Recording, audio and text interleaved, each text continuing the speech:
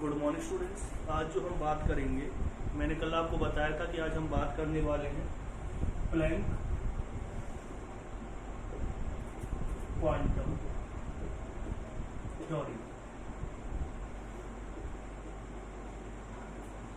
तो Planck quantum theory की अगर हम बात करते हैं तो उसमें क्या बताया था, प्लैंक क्वांटम थ्योरी के अकॉर्डिंग जो भी एनर्जी एमिट होती है वो पैकेट की फॉर्म में एनर्जी एमिट होगी और वो कंटिन्यूअसली एमिट ना होकर के, जैसे कि हमको किसी ने बताया था इलेक्ट्रोमैग्नेटिक वेव थ्योरी में आपने पढ़ा था कि जो एनर्जी एमिट होती है वो कंटिन्यूअसली एमिट होती रहती है किसी भी सोर्स के अंदर से। उसने बताया था कि ऐसा कुछ नहीं होता कि कंटिन्यूअसली ही एनर्जी निकलेगी, जो एनर्जी निकलेगी वो डिसकंटिन्यूअस फॉर्म में निकलेगी, एक पैकेट ऑफ एनर्जी की फॉर्म में निकलेगी। उसे आप या तो फोटोन कह सकते हो या क्या कह सकते हो, quantum.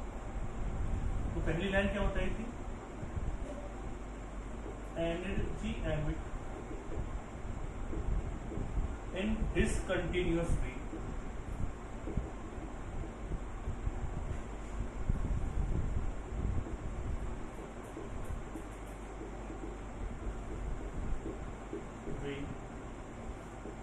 in form of packet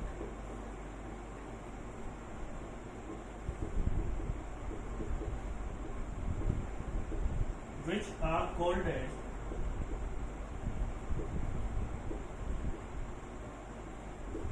quanta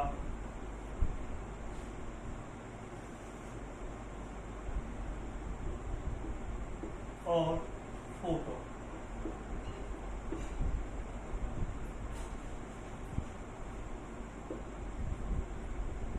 Energy of each quanta equal to the, जो एनर्जी होगी ईच क्वांटा को किस बराबर होगी, E equal to h nu के बराबर होगी। या जो एनर्जी होती है वो डायरेक्टली प्रोपोर्शनल किसके होती है, एच की वैल्यू क्या आएगी, एच की वैल्यू होती है 6.64 इंटू 10 की पावर माइनस 34 जूल सेकेंड। तो इसे आप नोट डाउन कीजिए, energy emit in discontinuous way in form of packets which are called as quanta or photon, energy of each quanta equal to the equal to h mu, यानी energy directly proportional किसके आएगी, new की। New आप जानते हैं क्या हो गया, फ्रीक्वेंसी होगी।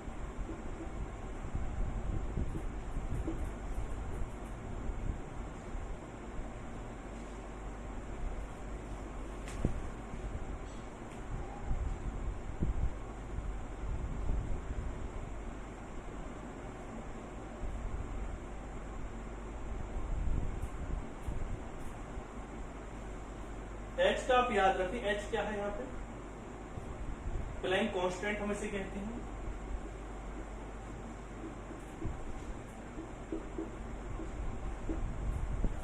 और इसकी जो वैल्यू होती है वो होती है 6.64 इंटू 10 पर माइनस 34 जूल सेकेंड। इसकी हमें जरूरत पड़ेगी, आप इसे इस तरह लिख सकते 6.626। तो इसे आप नोट डाउन कीजिए जल्दी से जल्दी।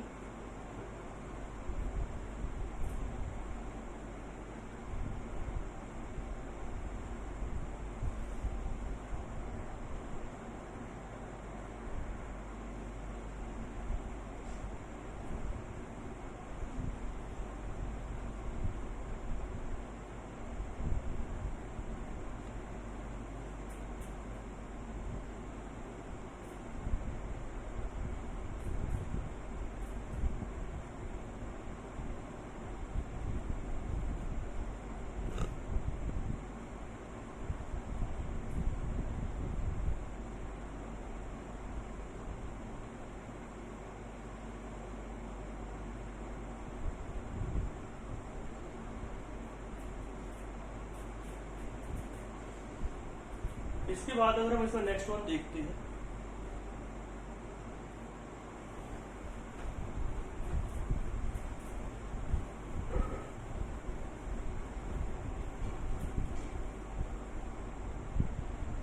अगर हम एनर्जी की बात करते हैं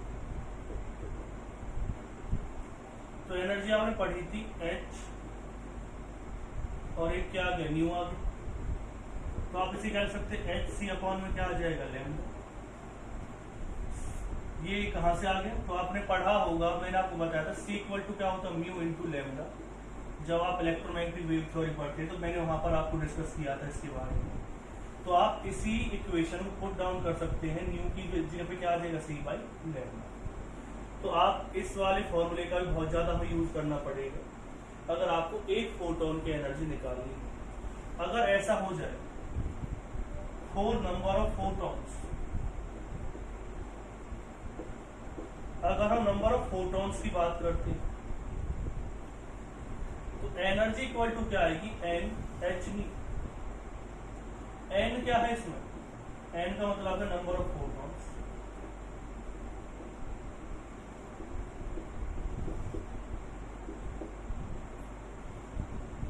इसमें एक चीज आपको याद रखनी है कि एन की जो वैल्यू होगी आपको क्या होगी 1 2 3 4 5। एन की वैल्यू 1/2 1/4 1/4 यानी 5, यानी इस तरह से फ्रैक्शन में नहीं आएगी। हमेशा जो फोटॉन्स होते हैं वो इंटीग्रल मल्टीपल की फॉर्म में आएगा, ना कि आप क्या कह सकते हो फ्रैक्शन की फॉर्म में कभी भी नहीं आएगा, जैसे 1/2 1/4 या 1/5 नहीं आएगा। तो 4 नंबर ऑफ फोटॉन्स तो इक्वल टू क्या हो जाएगा एन एच और फिर क्या हो जाएगा नी। तो आपको पता चल गया एन क्या है, नंबर ऑफ फोटॉन्स। अगर आपको नंबर ऑफ फोटॉन्स निकालने हो तो बहुत से क्वेश्चन पूछा जा सकता है कि आपको क्या दे दी जाए, एनर्जी दे दी जाए और फिर वेवलेंथ दे दी जाए या फ्रीक्वेंसी दे दी जाए। तो आप इजीली क्या निकाल सकते हो, उससे नंबर ऑफ फोटॉन्स निकाल सकते हैं।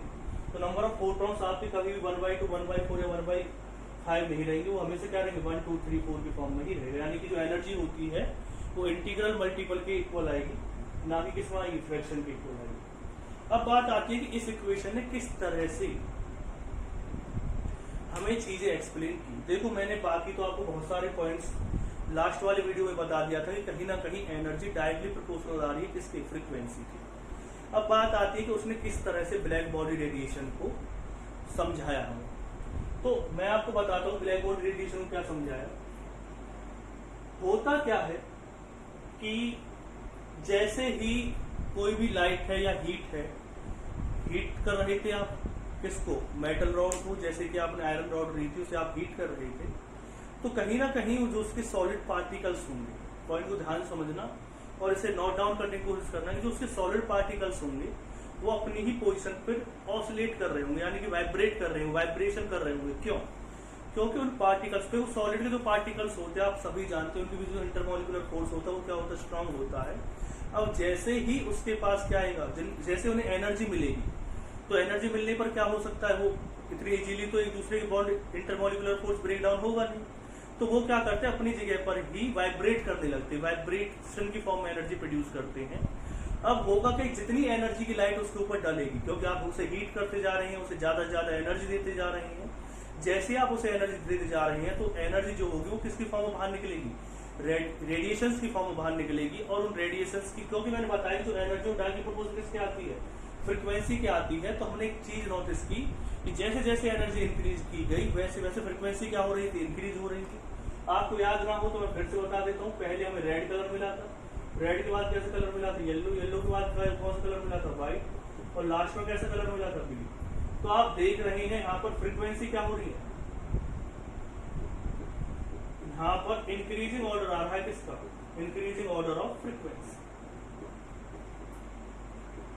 तो यहाँ पर एक चीज तो क्लियर हो गई कि प्लैंक क्वांटम थ्योरी ने हमें बताया था कि जो एनर्जी वो डायरेक्टली प्रोपोर्शनल किसकी होती है, फ्रीक्वेंसी की होती है। तो उससे हमने चीज क्लियर करने की भी कोशिश की कि हमें बाद में पता चला कि जो सॉलिड पार्टिकल्स होते हैं किसी भी मेटल रॉड के, वो क्या करेंगे, अपनी ही पोजीशन पर वाइब्रेट्स करते हैं, और जितनी ज्यादा आप एनर्जी देंगे उतनी ज्यादा वो वाइब्रेट करेंगे, उतनी ज्यादा ही वो रेडिएंट एनर्जी क्या करेंगे, रिलीज करेंगे, और उसकी फ्रीक्वेंसी भी क्या होती चली जाएगी, इंक्रीज होती चली जाएगी। और कहीं ना कहीं हमारे लॉ की, मतलब जो प्लैंक क्वांटम थ्योरी है वो भी हमें यहाँ पर इसी चीज को बता रही है कि जो एनर्जी डायरेक्टली प्रोपोर्शनल किसके होती है, फ्रीक्वेंसी की। और ये चीज हमारी ब्लैक बॉडी जो सब्सटेंस के बारे में मैंने आपको बताई थी, ब्लैक बॉडी के बारे में जो चीज बताई थी आपको कि जैसे जैसे हम हीट करते हैं तो इस तरह के कलर्स चेंज होते हैं, तो वो आपके सामने क्लियर हो चुके हैं मेरे हिसाब से। तो आपको पता चल गया कि क्यों वो अपने ही पोजीशन पर क्या करते, वाइब्रेट करते रहते हैं, क्योंकि इंटरमोलिकुलर फोर्स स्ट्रांग होता है, तो वो इजीली क्या नहीं हो सकते, एक दूसरे से अलग नहीं हो सकते। तो जैसे जैसे उन्हें एनर्जी मिलती है तो क्या करते हैं, वाइब्रेट करते हैं और उस एनर्जी को वो रिलीज करते हैं रेडिएशन की फॉर्म में जो उन्हें मिलती है। और अलग अलग कलर की क्या मिलती है हमें, इंक्रीजिंग ऑर्डर में एनर्जी हमें या रेडिएशन एनर्जी हमें दिखाई देती है। तो आपको पता चल गया होगा, हम बात कर रहे थे कि रेडिएशन का किस तरह का नेचर होता है। पहले मैंने आपको वेव नेचर के बारे में बताया था इलेक्ट्रोमैग्नेटिक वेव थ्योरी में। अब हम बात कर रहे हैं कि कहीं ना कहीं उसका पार्टिकल नेचर भी होता है। ये नहीं है कि उसका वेव नेचर नहीं होगा, पार्टिकल नेचर ही होगा। हो सकता है उनके दोनों ही नेचर हो सकते हैं। तो हम दोनों ही चीजों को एक्सप्लेन करने की मैं आपके सामने कोशिश कर रहा हूँ। वेव नेचर को कोशिश कर रहा हूँ बताने की, और पार्टिकल नेचर को आज जो हम पढ़ रहे हैं पार्टिकल नेचर के बारे में पढ़ रहे हैं कि जो एनर्जी निकलती है रेडिएशन एनर्जी वो किसी फॉर्म में निकलती है, कुछ पार्टिकल्स की फॉर्म में निकलती है जिन्हें हम फोटॉन्स या क्वांटा कहते हैं, पैकेट्स ऑफ एनर्जी कहते हैं, ठीक है। और उनकी जो एनर्जी होती है किसके बराबर होती है, एच न्यू के बराबर होती है। एच क्या है, इसमें प्लैंक कांस्टेंट होता है। अब बात करते हैं कि एक और जो हमने टॉपिक पढ़ा था कल, कौन सा टॉपिक कल हमने पढ़ा था, कल हमने एक चीज पढ़ी थी कि अगर हम बात कर रहे थे किसकी, कि फोटो इलेक्ट्रिक इफेक्ट की, तो फोटो इलेक्ट्रिक इफेक्ट में आपने क्या पढ़ा था कि इलेक्ट्रॉन क्या होता था, इजेक्ट आउट होता था कभी भी मेटल सरफेस के ऊपर एक थ्रेशोल्ड फ्रीक्वेंसी की लाइट अगर हम डालते तो उस चीज को कैसे क्लियर करेंगे। एक्चुअल में अगर आपने थर्ड चैप्टर पढ़ रखा है तो इस चीज को समझने में आपको बहुत ही आसानी होगी। आप आंसर आसानी कैसे होगी तो वो चीज मैं आपके सामने क्लियर कर देता हूँ। एक्चुअली होता क्या है कि ये आपको क्या दिया हुआ है, एक एटम दिया हुआ है और यहाँ पर क्या है, इलेक्ट्रॉन। तो इन दोनों के बीच में फोर्स काम करता है जिसे हम न्यूक्लियर फोर्स भी कह सकते हैं, न्यूक्लियर चार्ज भी कह सकते हैं। अब दोनों के बीच में कैसा फोर्स है, अट्रैक्शन फोर्स है। जब हम अट्रैक्शन फोर्स की बात करेंगे तो ये न्यूक्लियस इस इलेक्ट्रॉन को अट्रैक्ट रखेगा और जब तक इसे कुछ अमाउंट ऑफ एनर्जी नहीं मिलेगी तो क्या ये इलेक्ट्रॉन इसके अंदर से बाहर निकल जाएगा। ये इलेक्ट्रॉन तब तक बाहर नहीं निकल सकता जब तक कि इसे एक पर्टिकुलर एनर्जी की जो लाइट है वो नहीं मिल जाती, यानी कि वो एनर्जी नहीं मिल जाती जिसे हम आयोनाइजेशन एनर्जी भी कहते हैं, जो मैं आपको ऑलरेडी बता चुका हूं थर्ड चैप्टर के अंदर। तो इसमें क्या है कि अगर इस वाले केस में आप उसे एनर्जी देंगे तो इलेक्ट्रॉन ऐसा नहीं है किसी भी एनर्जी पर इजेक्ट आउट हो जाएगा। इलेक्ट्रॉन तभी इजेक्ट आउट होगा जब उसे एक सुटेबल एनर्जी मिलेगी, और वो एनर्जी ऐसा तो है नहीं कि हर एक फ्रीक्वेंसी की रहेगी। तो मेरा कहने का मतलब ये है कि जैसे ही पॉजिटिव और नेगेटिव के बीच जो अट्रैक्शन फोर्स है उसे तोड़ने के लिए जितनी एनर्जी उसे मिल जाएगी, मतलब कि इतनी इनफ एनर्जी अगर इसे मिल जाती है कि इन दोनों का अट्रैक्शन फोर्स क्या हो जाए, ब्रेक डाउन हो जाए, तो तुरंत ही इलेक्ट्रॉन यहाँ से क्या हो जाएगा, इजेक्ट आउट हो जाएगा। तो मेरा कहने का मतलब ये है कि जब एक सुटेबल फ्रीक्वेंसी की लाइट इस पर डलेगी तभी इलेक्ट्रॉन इजेक्ट आउट हो सकता है, क्योंकि दोनों के बीच में जो फोर्स होता है वो फोर्स कैसा होगा, फोर्स जो रहेगा इसमें कैसा फोर्स रहेगा, अट्रैक्शन जो फोर्स रहेगा वो क्या रहेगा इसके बीच में, जितना ज्यादा स्ट्रॉन्ग अट्रैक्शन फोर्स रहेगा उतनी एनर्जी देनी पड़ेगी। यानी कहीं ना कहीं इसमें किसका चक्कर आ रहा है, एनर्जी का। और एनर्जी मैंने आपको बताया था कि इसमें एक सुटेबल फ्रीक्वेंसी की लाइट की जरूरत हमें क्यों पड़ती है, क्योंकि हर एक एटम का अपना अलग अलग तरह का न्यूक्लियर फोर्स होगा। तो उस इलेक्ट्रॉन को ऐसा नहीं है कि इजेक्ट आउट करने के लिए आप किसी भी फ्रीक्वेंसी की लाइट उसके ऊपर डाल दें, मतलब हर एक एटम के ऊपर, और वो इलेक्ट्रॉन इजेक्ट आउट हो जाएगा। नहीं, इलेक्ट्रॉन आपका तभी इजेक्ट आउट होगा जब उसे इतनी एनर्जी मिल जाएगी एटम को कि इन दोनों के इंटरमॉलिक्यूलर, इन दोनों जो फोर्स है वो क्या हो जाए, ओवरकम हो जाए, यानी कि वो ब्रेक डाउन हो जाए। अगर हर एक एटम का अलग अलग हो तो जैसे सोडियम का अट्रैक्शन फोर्स क्या रहेगा, कम रहेगा, क्योंकि उसका साइज क्या है, बड़ा है। लेकिन अगर मैं लिथियम की बात करूं तो उसका अट्रैक्शन फोर्स क्या रहेगा, ज्यादा रहेगा, तो इसे ज्यादा एनर्जी देनी पड़ेगी इलेक्ट्रॉन को इजेक्ट आउट होने के लिए। तो हर एक के लिए अपनी अलग अलग क्या होती है, एनर्जी की रिक्वायरमेंट होती है इलेक्ट्रॉन को इजेक्ट आउट होने के लिए। इलेक्ट्रॉन तभी इजेक्ट आउट हो पाएगा जब उसे सुटेबल फ्रीक्वेंसी की लाइट उस पर पड़ेगी। अब आप कह सकते हैं कुछ चीजें, मैंने एक चीज आपको बताई थी कि अगर आप ज्यादा, सबसे पहले बात आती है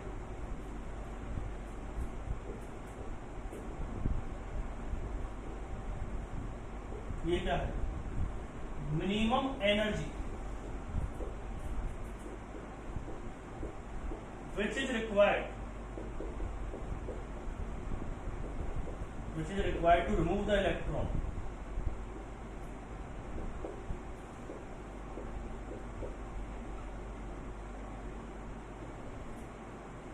फ्रॉम मेटल सरफेस।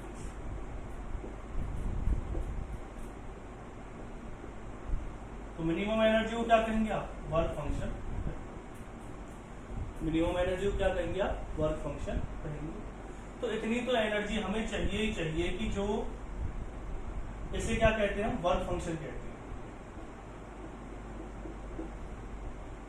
अगर आपसे कहे कोई भाई मिनिमम एनर्जी को क्या कहते हैं, तो मैंने आपको कल ही बता दिया था। सॉरी, मिनिमम जो फ्रीक्वेंसी उसे क्या कहते हैं? उसे कहते हैं थ्रेशोल्ड फ्रीक्वेंसी।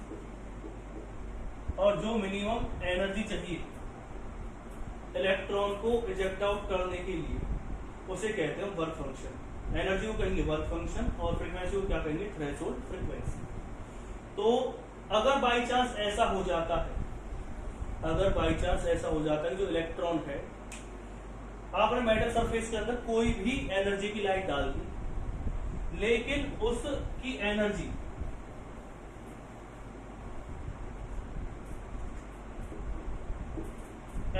ऑफ लाइट, जो लाइट सरफेस पर आ रही है, वो किससे ज्यादा हो जाए? वर्क फंक्शन से ज्यादा हो जाए, तब क्या आएगा? मैंने कुछ फॉर्मूले आपको बताए हैं आज, उन फॉर्मूलों का आप याद रखना। ये वर्क फंक्शन का फॉर्मूला हो गया है, और एक मैंने कौन सा फॉर्मूला आपको बताया था? एनर्जी ऑफ लाइट जो स्ट्राइक ऑन द सरफेस, जो सरफेस पर लाइट आएगी, अगर वो वर्क फंक्शन से ज्यादा है तब क्या होगा? इसे नोट डाउन कीजिए आप पहले।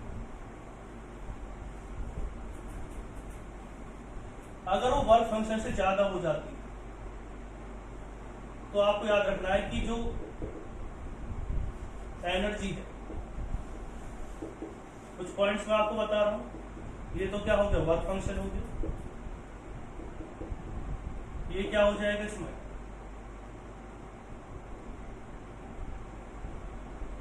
Energy of light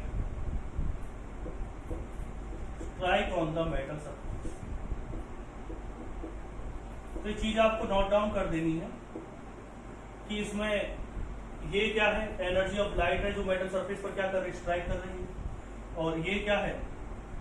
work function है, यानी कितनी अमाउंट ऑफ एनर्जी हमें चाहिए। ये क्या दे रखा आपको? काइनेटिक एनर्जी दे रखी। ऐसे कुछ चीजें याद रख लीजिए आप। ये क्या है?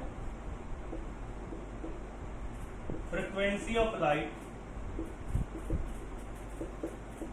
Strike on the metal surface.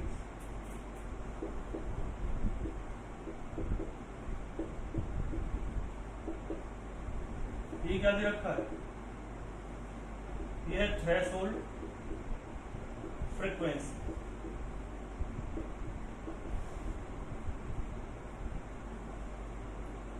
ठीक है, तो मैंने आपको बता दिया क्या क्या चीजें हैं इसमें। एच आप जानते हैं, प्लैंक कांस्टेंट के ये क्या है? Kinetic energy. आप इसे ऐसे भी लिख सकते हैं, half mv square equal to क्या आ जाएगा? H nu naught. इसे नोट डाउन कीजिए।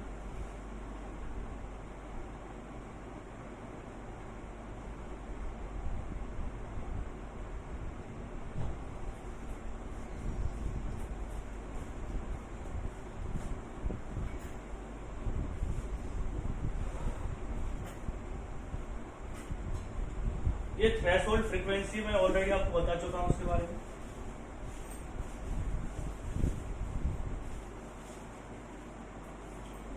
तो एक फॉर्मूला मैं लिख रहा था,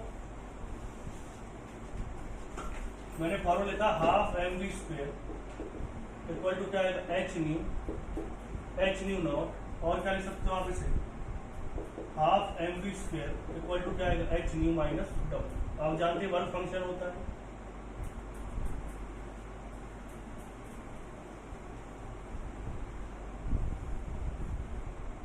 v क्या है इसमें? v है इसमें वेलोसिटी, और वेलोसिटी किसी की भी हो सकती है। वेलोसिटी ज्यादातर तो हम क्या लेते हैं? वेलोसिटी ऑफ इलेक्ट्रॉन ही लेते हैं। आप m क्या है? ज्यादातर हम यहाँ पे मास ऑफ इलेक्ट्रॉन लेते हैं, जो मैंने आपको ऑलरेडी लिखवा दिया। या फोटोन कह सकते हो आप इसे।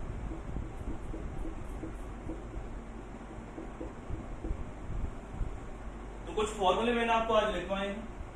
इन फॉर्मूलों का आप फोकस रखें, इनकी हमें जरूरत पड़ेगी और मैं नेक्स्ट वीडियो में आपको इससे न्यूमेरिकल करवाऊंगा। एक फॉर्मूला ये था, एक फॉर्मूला ये है, एक फॉर्मूला ये है half m v square h nu W, और एक फॉर्मूला और बताया था मैंने आपको, काइनेटिक एनर्जी इक्वल टू क्या होगा, एच न्यू माइनस के एच न्यू। तो इन फॉर्मूलों को आप नोट डाउन कर ले, बहुत इंपॉर्टेंट फॉर्मूले हैं, इनकी हमें जरूरत पड़ेगी जब मैं आपको नेक्स्ट आज क्वेश्चन करवाऊंगा, और शायद कुछ और फॉर्मूले आपको बताऊं या कुछ और ट्रिक बताऊं जिससे क्वेश्चन आपका इजीली हो सके। तो इन क्वेश्चंस को लिखिए, और मतलब कि जो क्वेश्चन नहीं, क्वेश्चन तो न्यूमेरिकल आपको नेक्स्ट वीडियो में करवाऊंगा ही। प्लैंक क्वांटम थ्योरी के बारे में मैंने आपको बता दिया।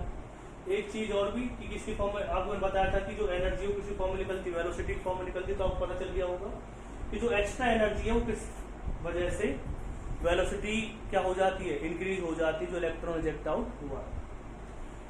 ठीक है, आपको पता चल गया होगा। अब एक चीज है कि आपने अगर आप इंटेंसिटी को इंक्रीज करते जा रहे हैं और फ्रीक्वेंसी आपने कांस्टेंट कर दी, याद रखना मैं क्या चीज कह रहा हूँ, इंटेंसिटी आप इंक्रीज करते जा रहे हैं और फ्रीक्वेंसी क्या कर दी आपने, कांस्टेंट कर दी है। तो यहाँ पर एक बहुत बड़ी चीज आएगी कि नंबर ऑफ इलेक्ट्रॉन्स तो क्या हो सकते हैं, या नंबर ऑफ फोटॉन्स तो ज्यादा, वो नंबर ऑफ इलेक्ट्रॉन्स जो इजेक्ट आउट हो रहे थे फोटो इलेक्ट्रिक इफेक्ट में, वो तो ज्यादा क्या हो सकते हैं, फोटॉन्स बेशक से ना लेके आप इलेक्ट्रॉन लिख दें, वो तो इलेक्ट्रॉन क्या हो सकते हैं, ज्यादा इजेक्ट आउट हो सकते हैं, क्योंकि ये फोटो इलेक्ट्रिक इफेक्ट का है, जहाँ फोटॉन्स मैंने नहीं लिखा है।